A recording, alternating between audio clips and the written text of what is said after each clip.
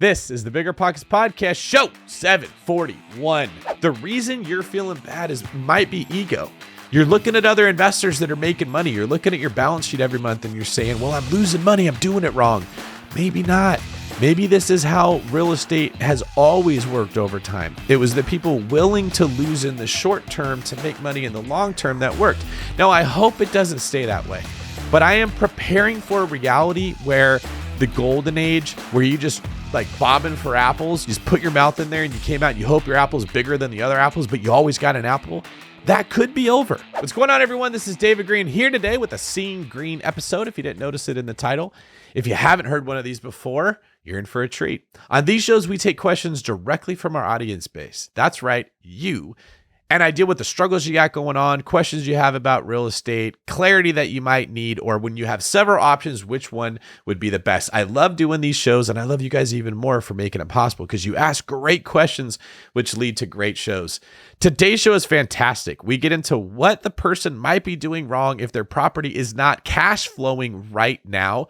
This is a great topic that we get into about ways that you can approach real estate investing, as well as a small tweak that would make that property cash flow and how they can execute it. Should I take on an out-of-state rehab on my first deal? Things to be aware of if you're going to invest out of state. I do a lot of that myself, as well as renovation stuff, which I also do a lot of.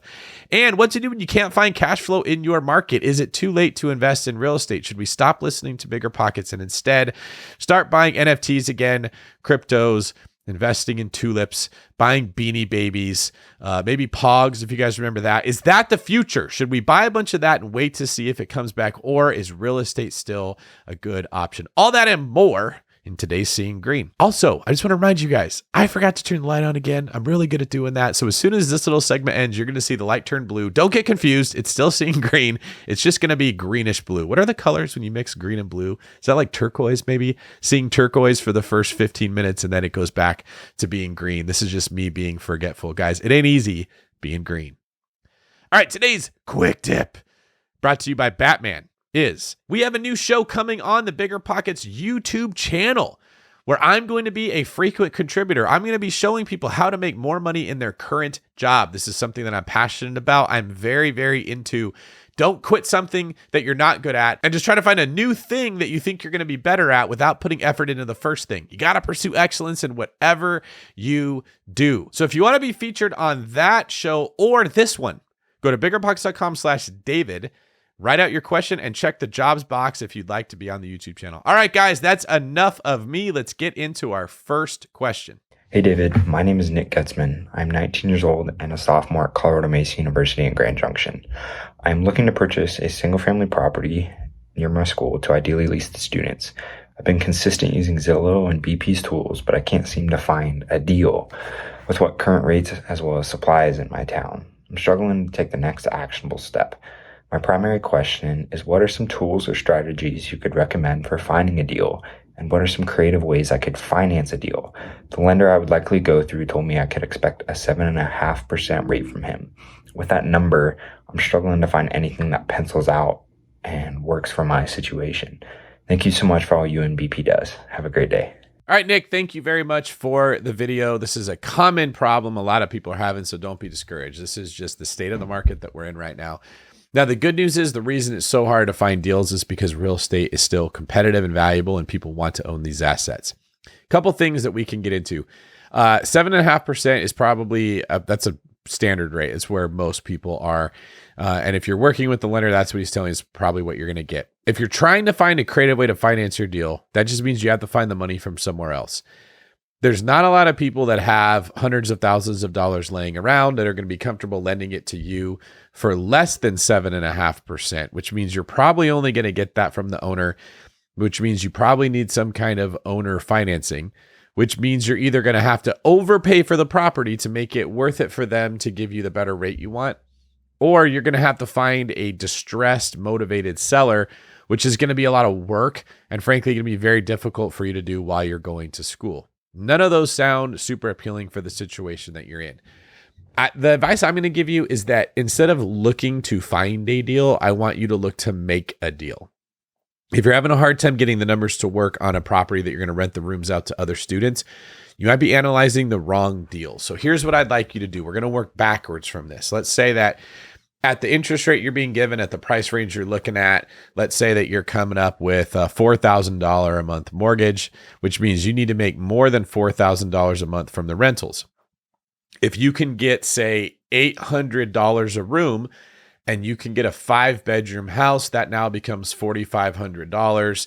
That could be enough to be more than the $4,000 mortgage. We're assuming taxes and insurance are included in that $4,000 number, which means your goal is to find a property that has 5 or more rooms. Can you find a property that has 5 bedrooms, but has a living room and a family room? And you can convert the living room into 2 more rooms. Can you find a property that has 4 bathrooms and that has enough square footage that you can add stuff to? I'd set my search parameters to only show me stuff that has high square footage. In addition to that, I'd be looking at properties that have more square footage than is being advertised. So one of the things I do when I'm looking at houses is, instead of clicking on the arrow to the right and looking at all the pictures that the agent has uploaded, I go backwards. I click the arrow to the left and I look at the back of the house first. Now, the reason I do that is if there's unpermitted square footage that's ugly that the realtor doesn't want to show in pictures, I want to see that. I want to see framing in the basement. I want to see the partially finished ADU.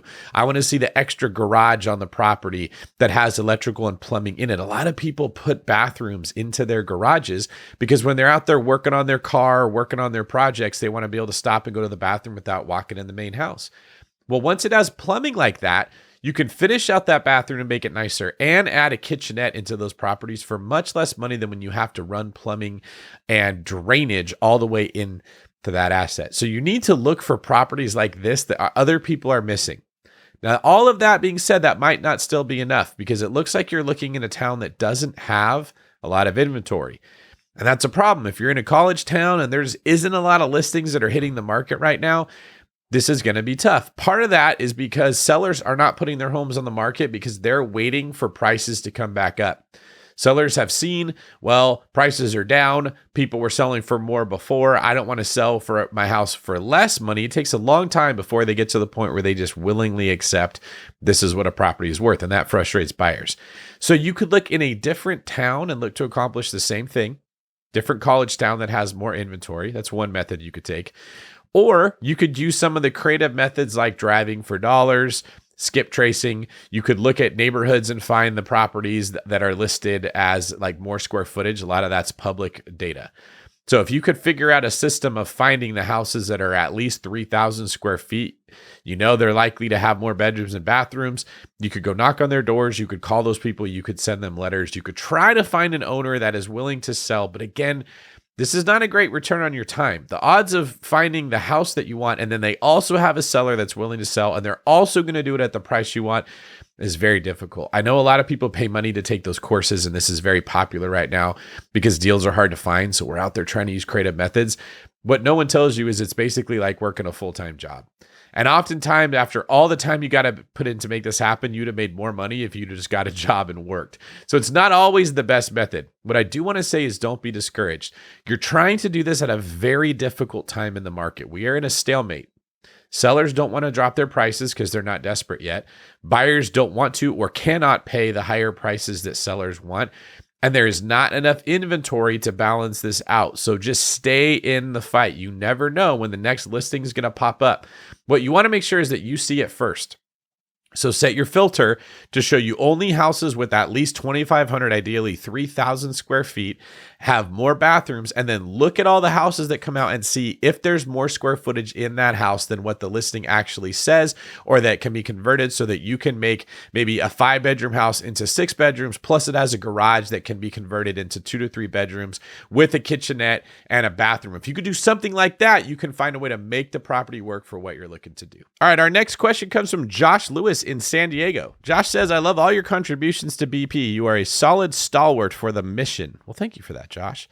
Some context. I own a property in San Diego. I have access to a large chunk of equity, approximately $350 to $450, depending on the appraisal. And I want to utilize a HELOC in conjunction with the BRRRR method to acquire my first rental property and kickstart my journey. Question, looking back on your career, if you were given the same circumstance, would you find it more advantageous to go after one larger expensive property, like a $300,000 fixer-upper to BRRRR in the lucrative California market, Or would you go after multiple properties, say in the SEC football market, like $250,000 properties?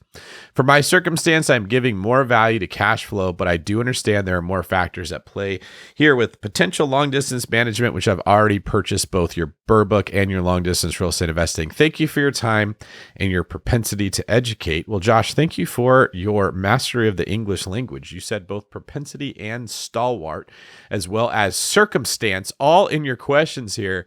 Very impressive, my friend. All right, let's get back to the first thing you said. Looking back in your career, if you were given the same circumstance, would you find it more advantageous, another big word, to go after one larger expensive property or several smaller properties?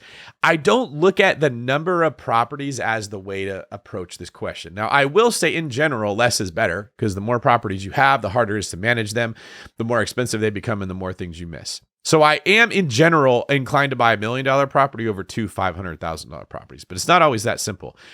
I would more look at the total amount of capital that I've deployed, okay? So if I'm going to buy $1 million worth of real estate, whether it's over two $500,000 houses or $1 million house or three $300,000 houses, the number of houses isn't where I start.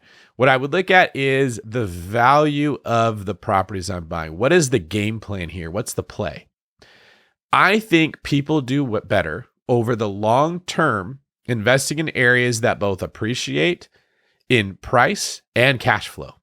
Okay. Like this, it's often framed like cash flow or appreciation, and it isn't true. When you've done this for as long as I have, you start to recognize patterns. And what you see is that areas that appreciate in value also appreciate in rents. The two almost always go hand in hand. And so cash flow grows over time, just like the value of the asset grows over time.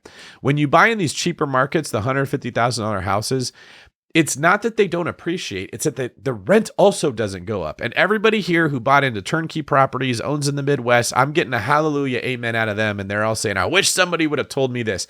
Because the assumption with real estate is that rents are going to go up every year, but your mortgage is going to stay the same. That's what makes buy and hold so powerful. But that doesn't happen in every market. Some of the areas like Detroit, Indiana, the Midwest in general, the rents may go up, but it's very small. It could be like 10, 15, 20 bucks a year sometimes. Like this is the issue that I have with my cheaper properties versus the stuff I bought in higher growing areas that was more expensive. You get big rent jumps sometimes. Like my California properties were jumping $200, $300 a year in rent. So it could go from $1,500 to $1,800 to $2,100 to $2,500 over a 4-year period. And when you bought it and it made sense when you first got it at $1,500, it's really nice at $2,500. That's the strategy that I want to take. Now, this doesn't work if you have to go into it and you need the cash flow right away, which is why I tell people all the time, real estate is a bad thing to invest in if you need money now. This is a thing where you're constantly delaying gratification. This is putting 20 bucks in the pocket of your coat and then finding it later like, oh, cool, I forgot that I put this in here. It's like a supercharged saving account that's going to grow over time. Real estate works much better when you give it a longer timeline to grow, like planting a tree. You can't expect fruit the first year you planted the tree. If that's the situation that you're in, you need to do something else. You need to plant a bush, or you need to grow a garden of flowers that can be harvested and sold, and it's going to be more work. It's not like planting a tree that just puts off passive income all the time. Passive income takes time to develop. So the first thing I would tell you when you're looking at what you should do here is invest in an area that is likely to grow. Okay. And when I talk about ways to make money in real estate, there's basically 10 ways to make money in real estate that I've concluded. And 5 of them have to do with equity. Okay. The first one that I just described is what I call market appreciation equity. This is choosing a market that is more likely to appreciate than other markets. It is not speculation. It is not guessing. It's using education and facts to make an educated decision. The next is what I call natural equity. This is just inflation combined with paying down your loan. That's going to happen no matter what it is you buy, but timing the market can help. When you buy into markets where you're more likely to see inflationary pressures, you're more likely to make money in real estate. So when I see inflation ramping up, I put more time and more money into real estate versus my businesses. If I see inflation slowing down, I'd be less inclined to go crazy buying real estate, and I'd be more inclined to put money into businesses or other endeavors. When I say put money, I mean put time and energy into them. Another way that you can build equity in real estate is by what I call buying equity. And this is just getting a good deal. This is buying less than market value. So if you're going after $1 million asset and you can get it for $825,000, you just bought $175,000 worth of equity. So the actual deal itself plays a role in this. And then the fourth way that I talk about creating equity is forcing equity. This would be something like a value add. You're going in there and you're going to cosmetically improve it, or you're going to add square footage to it. You're going to do something to make the property worth more. Now, I don't look for deals that have one of these elements, although I may buy a deal that has one of these elements if it's got a lot of it, if I can add a ton of value, if it's a super hot market. Maybe I buy into a really hot market, I buy a turnkey property because I believe that the market appreciation equity is going to make up for the lack of value add because there's nothing to add, right? Or maybe opposite. I'll go into a market that I don't think is going to grow very much, and I don't even get a great deal on it, but I see there's so much value I can add to the property, it makes worth it. But in general, I look for a little bit of all four. I can't remember what the fifth one is off the top of my head. I might have to think about that. But that's how I want you to be thinking.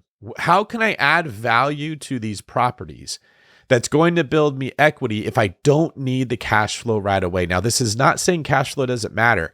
What this is saying is focus on your equity and then convert that into cash flow. Much easier to build $500,000 of equity and then go invest that for cash flow than it is to try to save $500,000 and invest that for cash flow. That might take you 40 years to save $500,000. It's a lot of money.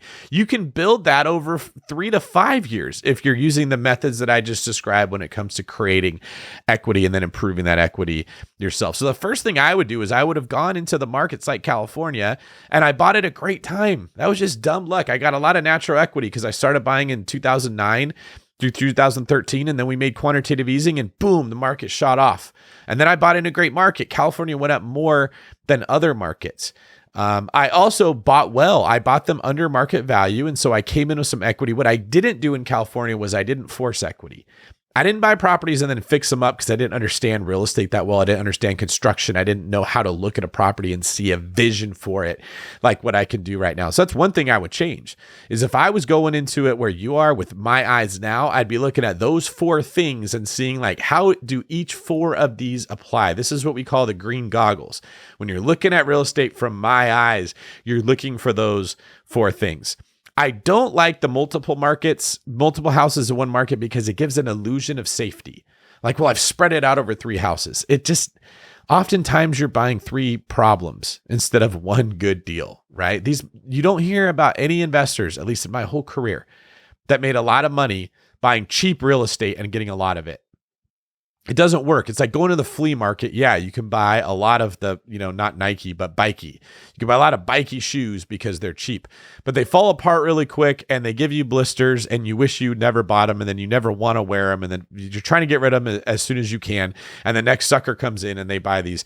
What you hear about when it comes to buying real estate are the 3 rules is location, location, location. There's a reason that all the salty whiteheads are all saying the same thing. They bought the right location. You see Warren Buffett give the same advice when it comes to stocks. He's not looking to get the deal of the century. He's looking to buy the best companies, which would be the equivalent of location in real estate. And he's looking to buy more when the market is down, which would be the equivalent of natural appreciation or inflation and loan pay down in our world. He's using the same principles I'm talking about now, but he's applying it in the stock market. Well, in the real estate market, this is how that works. You're talking about cash flow. Of course you want it. Of course you should want it. We all should want that. What I want to advise you is that you don't need it until retirement. You don't need cash flow until you just cannot work anymore or you don't want to work anymore. So if you can delay that, if you can let the property build equity for you, and let's say you buy $1 million property for $825, it goes up to 1.2 or maybe 2 properties that's worth $1 million that you pay a total of $825 and they go up to 1.2. And then the market kind of stalls and you sell those in 1031 into a new fixer-upper project, right? You go buy $2 million worth of property and get them both for 1.67. And then they go up to 2.4, you're actually creating equity at every single rotation of this snowball that's going down a hill. And then when you've got that equity, then go invest it into the cash flow and then reevaluate your scenario and decide, do I want to keep investing? Do I want to chill? Do I want to quit my job? What's my next step? We got a lot more options if you take the road that I'm giving you now, which most people don't see. I look at it a little bit differently, which is why you guys are here for a Seeing Greene episode. And I just reminded myself that I'm doing a Seeing Greene episode. So now the light is green behind me. I swear, people like me do the dumbest things over the dumbest things. Like, I can give a brilliant response to some question and people are like, mind blown, but I can't remember to turn my light green before I record. This is very common for me. I have to put my keys and my wallet and my phone in the same place because if I don't, I'll leave the house without one of them. I'm terrible for that. So if you ever make mistakes, if you ever do absent-minded things, if you ever beat yourself up for doing something that you think you shouldn't, leave me a comment. Tell me, what are the things that you do that no one knows or make you feel so dumb that you can share with the rest of us, and let's see if other people make the same mistakes. I know that I will get a comment from someone that says, how am I supposed to know this is a Seeing Greene episode if the light is blue behind David's head? We get those every so often when I forget to do this, even though the title will say Seeing Greene, and I'll start the show off by saying it's Seeing Greene. There's always someone who's like, I'm confused. Is it Seeing Greene or Seeing Blue? What do I do about this light? All right, our next question is a video from Justin Pack in New York. Hey, David, thanks so much for making this podcast. Really enjoy the fact that you all take the time out to answer our questions and help out us newbies. So you all always talk about how house hacking is a great strategy to get started. Well, I've achieved step one and got a house hack. I was able to live very cheaply, renting my house out by the rooms. It's a single family in Dallas that I bought in 2019. I've now rented out all the rooms and moved out of the house. The problem is the property is not profitable. I'm losing just over $200 a month in expenses after everything's accounted for, but I still haven't transitioned into not paying for utilities, internet, and those other things there. So I now have almost $100,000 in equity in the property after the pandemic popped, and I'm looking to figure out ways to either make the property more profitable or figure out if I should sell it. Let me know your thoughts. Thank you. Justin, good stuff, man. This is a great question, and you're giving me a platform to just rant about real estate in a way that I rarely get to. So I appreciate you thanking me for making the show, but I want to thank you and every other listener we have for asking great questions, because we wouldn't have this show without it. And trust me, lots of people are in your same position and are struggling with your same situation, so they're going to love hearing this. All right. Let's break this down a little bit. When I first started investing, I had this thought. It was like 2007, and I was trying to figure out, like, what could I buy? And I was talking to agents, and I was like, yeah, I want a property that's going to make more money than it costs to own it. And they were like laughing at me, like, real estate doesn't work that way. You don't buy a property that makes more money every month than what it costs, at least not when you first buy it. And this was in the height of the market exploding. And so, like, of course, nothing was going to cash flow at that time.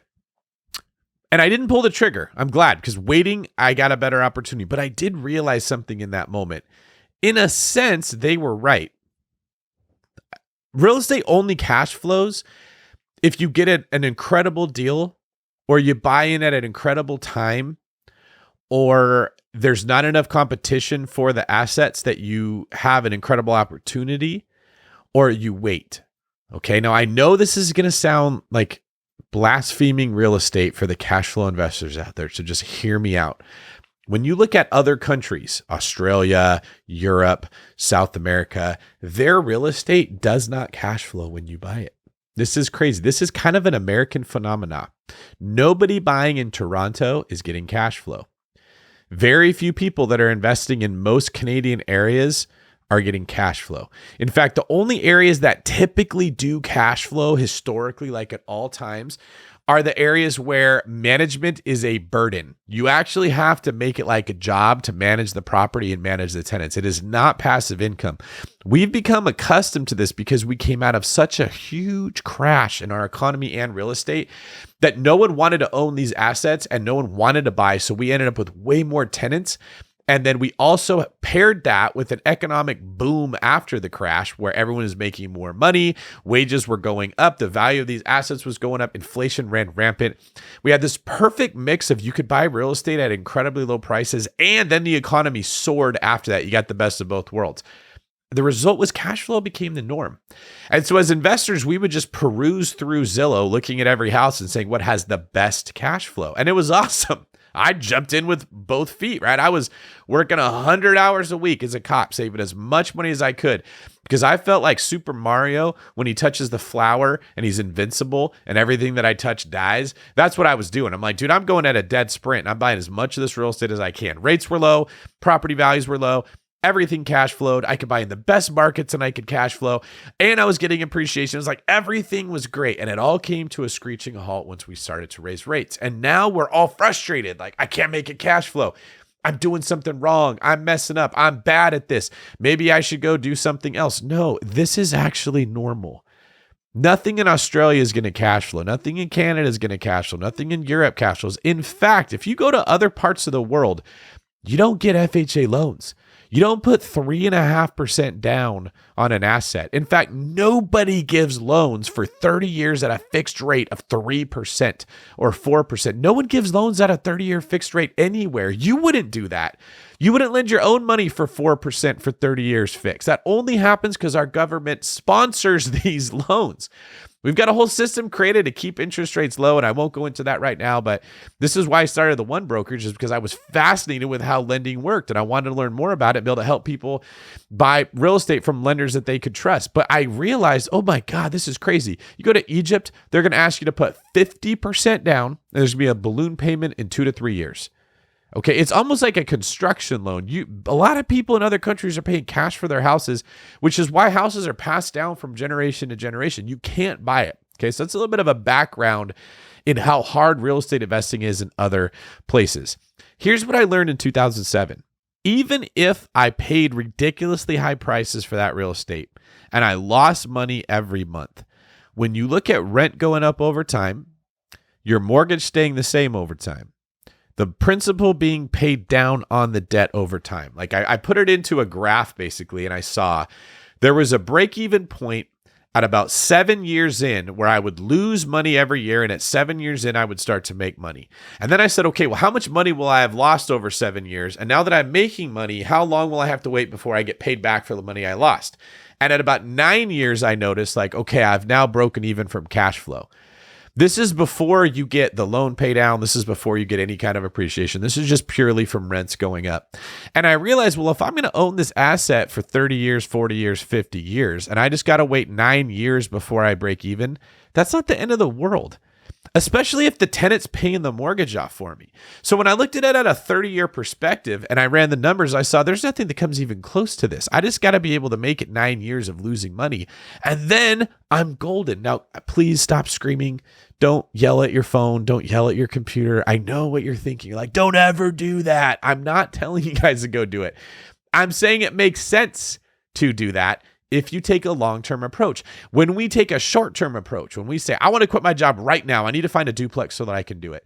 I need money right now. I want to buy a Tesla right now. I need immediate gratification. Real estate becomes very frustrating. I don't have hardly any deals that made me a ton of money right out the gate, but I have 0 deals that don't make me money after I've owned them for a while. And I learned that delayed gratification is really the secret to wealth building as well as real estate investing.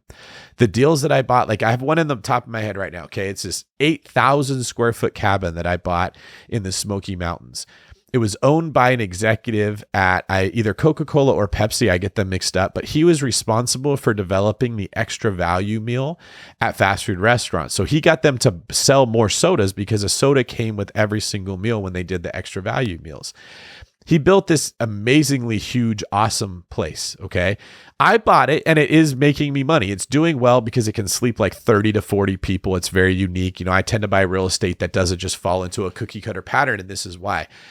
But when you look at how much I can charge per night on that property, like some of my other cabins maybe go for $200, $300 a night. That's like the cheap stuff. Okay. So if I get a 10% increase on that in a year, which would be really good, I go up 20 to 30 bucks a night. But on these expensive places that maybe I can charge $1,500 a night, a 10% increase is $150 a night. Now multiply $20 a night times however many 200 days in a year, or 150 times 200 days in a year.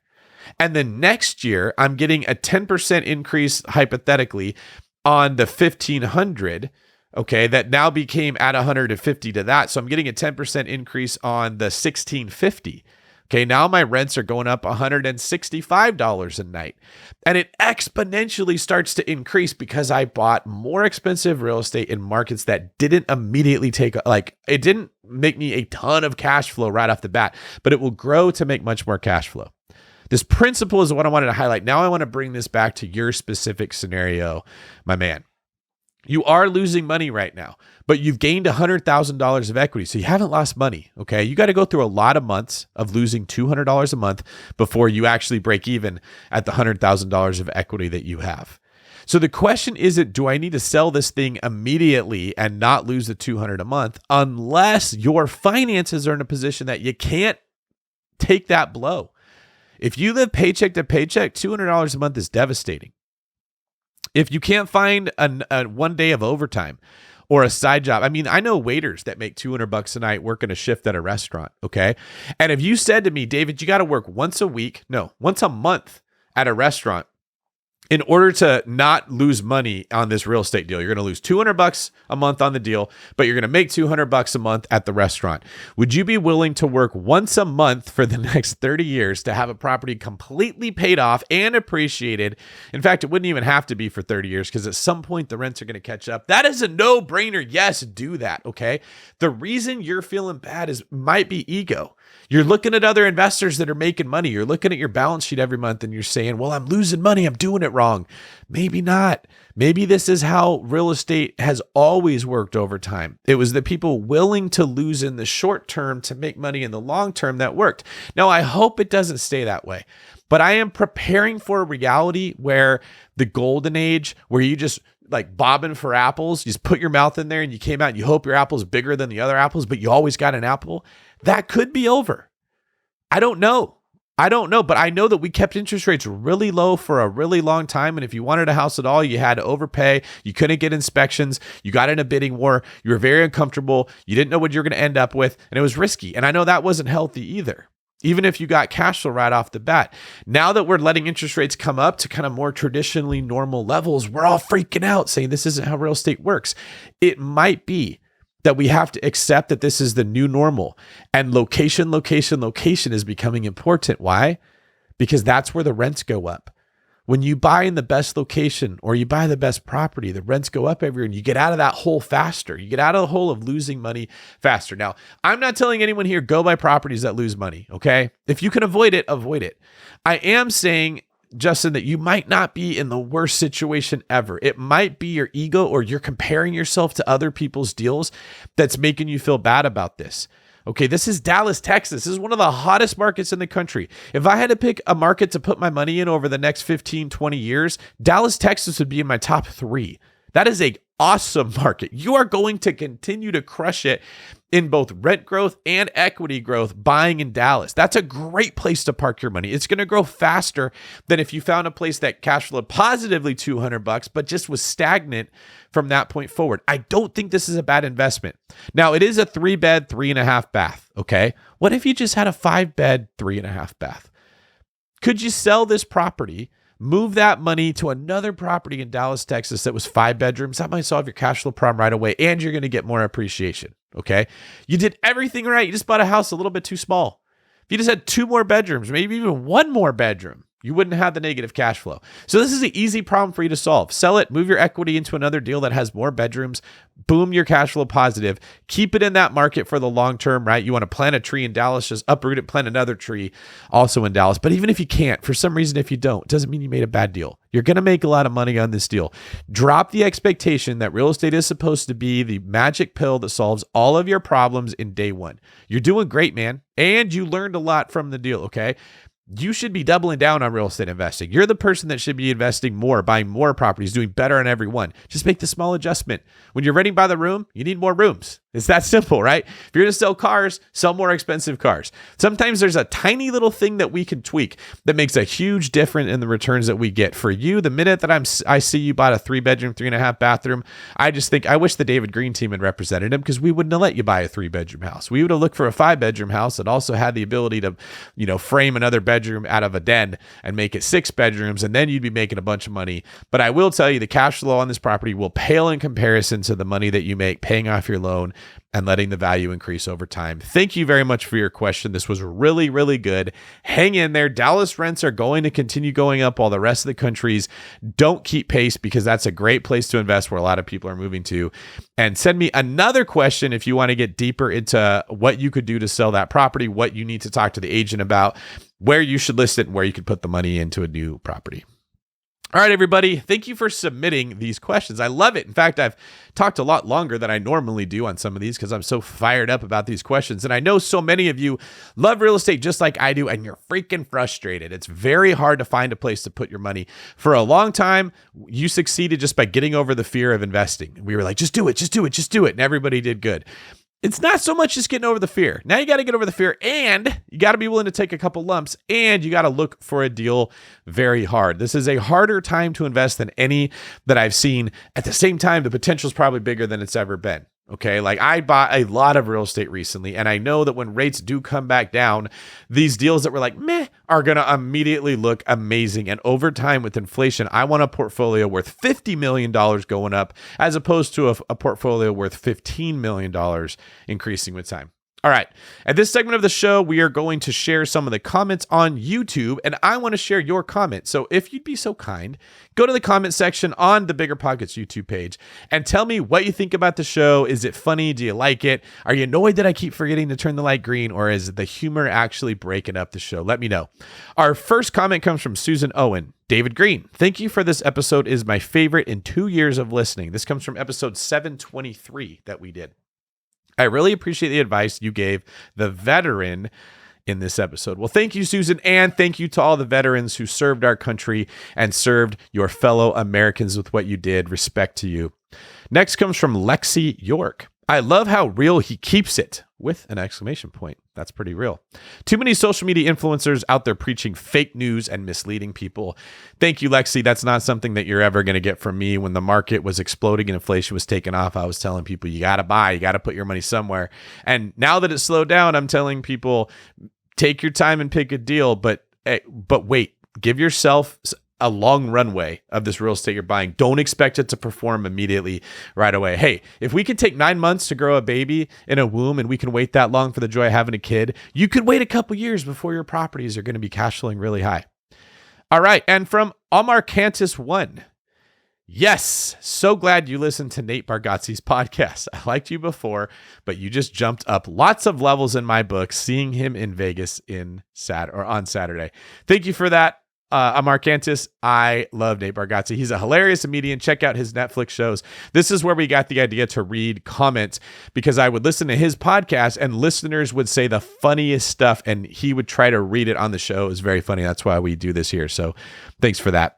Also, if you see Nate at the show, tell him to come on ours. We want to get Nate on the BiggerPockets podcast and learn about his story. If he invests in real estate, what he invests in, or if he just makes jokes for a living and has no idea what to do with money, go tell him about BiggerPockets and see if he would come on our show. We'd love to have him. All right. If you didn't know, before we move on, there is a new YouTube show that I will be a part of. Okay. This is on the BiggerPockets YouTube channel. We're going to be talking about people that want to make a career in real estate as opposed to just become a full-time investor. Do you have a question about how to grow in your current job? You want to work in real estate, or you want to maximize your earnings? We're creating a brand new YouTube show all about using your W-2 to start investing and grow your wealth. Use biggerpockets.com/David and choose the job question on the form. Okay. So if you want to be on this show, you go to biggerpockets.com/David, you submit your question. We try to get you on. If you want to go on that show, you go to the same place, biggerpockets.com/David, and just click the box that says job question, and we can have your question answered on the other podcast. So this is for people that love real estate, but they're not ready to just jump in with both feet, quit their job, and try to make it as a wholesaler. Okay. Sometimes making more money at your W-2 is a good thing. Sometimes starting a business is a good thing. And I suppose if you think about it, becoming a wholesaler is a form of starting a business. It's not a form of just becoming a full-time real estate investor and living off the rental income.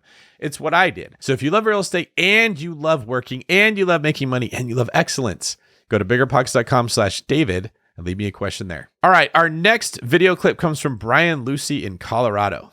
My question is, I have a couple deals that are under contract right now, and I would like funding for one of them specifically, but I have been trying to find private lenders that I can use that will fund the property, and I'm trying to find out how I would go about vetting people that I find on like Facebook. I'm a part of quite a few groups on Facebook, and I want to make sure that these people are legit and won't scam me out of my money, because I've already had that situation happen once, and it was a lot of money. So I'm wondering, how do you go about vetting private lenders in order to find out if they are legitimate lenders? I've had one guy that told me to send him money prior to closing in order to do some administrative thing. So I appreciate any help that you could help me out with this. Thank you so much, David. Love the show. Thank you. All right, Brian, thank you for that question. First off, very sorry to hear you got scammed by somebody. There's a lot of scamming going on. There's people with fake Instagram accounts that are saying that they're me that are not. I'm actually nervous about this because I think people will be sending links that look like they're coming from me to get people to sign up for stuff that I'm doing, and it's not going to be me. So you got to be super, super careful about vetting places before you send money. One way that I've recommended that people look out for that is to ask for a voice memo from me if you think it's me that's asking you for something. Like, hey, can you send me a video? Can you send me a voice memo? Something that, like, you know what my voice sounds like? That'd be harder to replicate. Now, as far as how this happened with a private lender, it should be done through a title company. Okay, like the money should be going to the title company, and they shouldn't be releasing any of it until like it's in escrow. That's the way that I would avoid this. Is if you're just sending money back and forth between people you don't know, you're really like, there's no immune system there. There's no protection for you. So I try to avoid that. But frankly, I've never had a problem of having someone rip me off, because I've only borrowed money from people that I knew or that knew me, and I don't ask them for anything. There's no send me this money for an administration fee before I give you a bunch of my money. That just shouldn't be happening, okay? If there is going to be closing costs from this private lender, they should be done through a title company, and they should fund their portion of money that they're lending you into the escrow account. And then you can fund your administration fee or whatever they're charging you into that escrow account. And the title company can release your funds to them only after they have their funds for you. You want to have a neutral third party that's going to protect you if you don't know the person. Very sorry that happened, but thank you for sharing that with our audience so that more people don't get ripped off, because I can see in the future it's so easy to make social media profiles. It's so easy to pretend to be someone else that wire fraud is going to become more and more prevalent. All right, our last question comes from Heather Cha in the Bay Area. Heather says, I'm finally at a stage where I'm committed to investing, but have to look out of state. I'm currently looking at Dallas, Indianapolis, Atlanta, and Jacksonville. I'm specifically looking for long-term rentals, and I have close to 800 credit score with money saved up and no debt. As a first-time amateur real estate investor, do you recommend finding something that doesn't need renovation? I have rented my whole life, so I really have no experience working with contractors since I'm really looking for somewhere out of state. I have the added layer of stress of not being close to the market.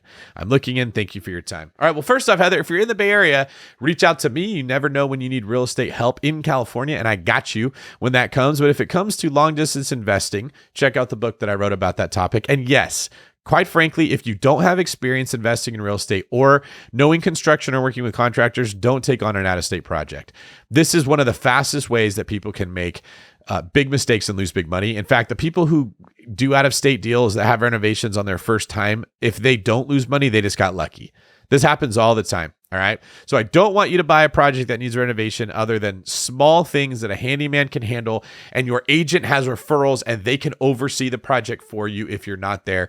Instead, I would be focusing on trying to buy a vacation rental and have it managed by a company that actually has experience doing that. I can put you in touch with a property management company I use if you're in the Jacksonville area, and they do some short-term rentals. So like, I'm trying to remember the name of the city where a lot of people are doing really well. It's not coming to mind right now, but if you reach out to me, especially with you being a Bay Area native, I will do my best to connect you with people, be happy to support you, and look for ways you can support me. All right, everybody, that is our show. I want to know in the comments, did I talk too long? Do you like it when I talk longer? Are you okay with shows that go a little bit longer? Do you want to keep these super, super tight because you're on schedule? Let me know in the timeline if you would like longer shows or shorter shows, as well as what you think about some of the rants that I went on. Did that benefit you? Did you learn about the principles of real estate, or do you just want to get to the nitty gritty? We read these comments and we adjust our approach based off of what you're saying. Thank you again for your time listening. I know attention is expensive and you guys could be learning from anyone, so I really appreciate that you're here learning from me and us at BiggerPockets. If you want to follow me and learn more about what I'm doing, you can go to davidgreen24.com, or you can follow me on social media at davidgreen24 on Twitter, Instagram, YouTube, whatever it is that you're fancy. You can find me everywhere. I'm going to be putting a retreat together in Scottsdale at the property that Rob and I bought. So if you're into goal setting, check that out at davidgreen24.com/retreats. And also, guys, if you skip through the BiggerPockets ads, stop doing that. Listen to them, because I run ads on the BiggerPockets podcast, and I want you to hear about some of the products that you can get from me where I can help you. So if you're like me, and sometimes you skip through ads, don't, because there's Easter eggs in there. You might hear my sultry, deep, bass-filled, smooth voice telling you about some of the things that I have going on, how we can meet in person, and how I can help you with your goals. Thanks again. If you have a minute, listen to another BiggerPockets video, and if you don't, I'll see you on the next one.